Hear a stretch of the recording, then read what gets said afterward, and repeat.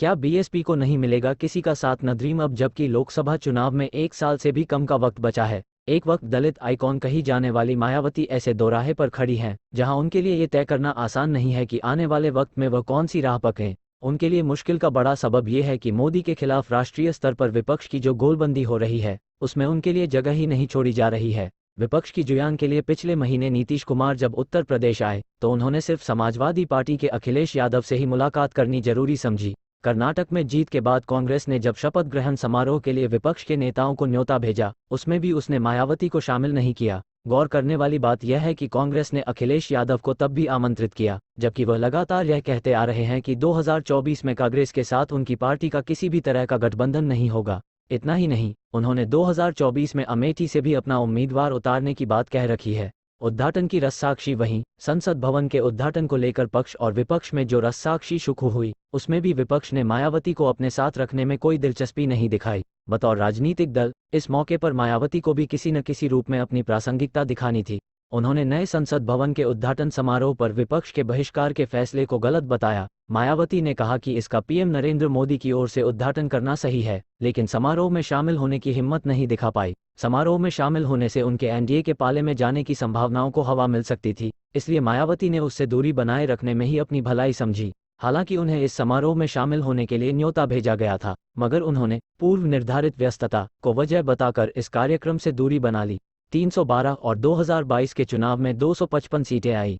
ऐसा प्रदर्शन कर रही बीजेपी के लिए बीएसपी के साथ चुनावी गठबंधन करने का मतलब अपनी सीटें छोड़ना होगा, साथ ही गठबंधन की कई दूसरी शर्तों को भी मानना पड़ेगा। मायावती के यूपी में मजबूत होने का मतलब अनुसूचित जाति वर्ग के वोटों के अपने पाले में शिफ्ट होने की जो उम्मीद बीजेपी ने लगा रखी है उन उम्मीदों को झटका देना हो सकता है। बीजेपी ऐसा क्यों करना चाहेगी? दूसरा ये भी कि बीएसपी का अलग चुनाव लड़ना बीजेपी के लिए इस मायने में फायदेमंद रहता है कि तब गैर बीजेपी वोटों का बंटवारा होता है, खासतौर पर मुस्लिम बहुल सीटों पर। जाहिर सी बात है कि बीजेपी के लिए बीएसपी से चुनाव पूर्व गठबंधन किसी भी सूरत में फायदे का सौदा नहीं होगा। भरोसे का संकट मायावती के लिए एनडीए के पाले में खड़े होने में गुंजाइश नहीं है तो फिर उनके लिए यूपी में एकमात्र विकल्प नॉन बीजेपी मैदान में हाथ आजमाने का बचता है। लेकिन यहाँ उनके लिए विश्वास का संकट खड़ा हुआ है। 3 बार यूपी में बीजेपी के साथ गठबंधन सरकार चलाने और 2002 के गुजरात चुनाव में बीजेपी का समर्थन करने से नॉन बीजेपी वोटर्स भी उन पर भरोसा करने से बचते हैं। वहीं दूसरी ओर बीजेपी के खिलाफ राष्ट्रीय गोलबंदी में यूपी में विपक्ष का मतलब अखिलेश यादव को ही मान लिया गया है।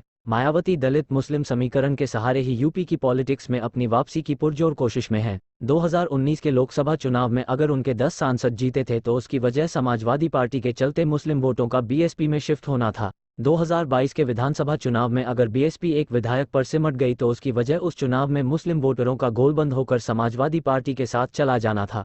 रही बात अपर कास्ट वोटों की, तो राज्य में बीजेपी के उभार के बाद से इस वोट बैंक की स्वाभाविक पसंद भगवा पाती बन चुकी है। 2007 के विधानसभा चुनाव में अगर बीएसपी को अपर कास्ट वोटर्स का समर्थन मिला था तो उसकी बड़ी वजह यह थी कि उस दौर में बीजेपी कमजोर थी, इसीलिए तत्कालीन मुलायम सरकार को हटाने के लिए अपर कास्ट वोटों का समर्थन मायावती को मिल गया था।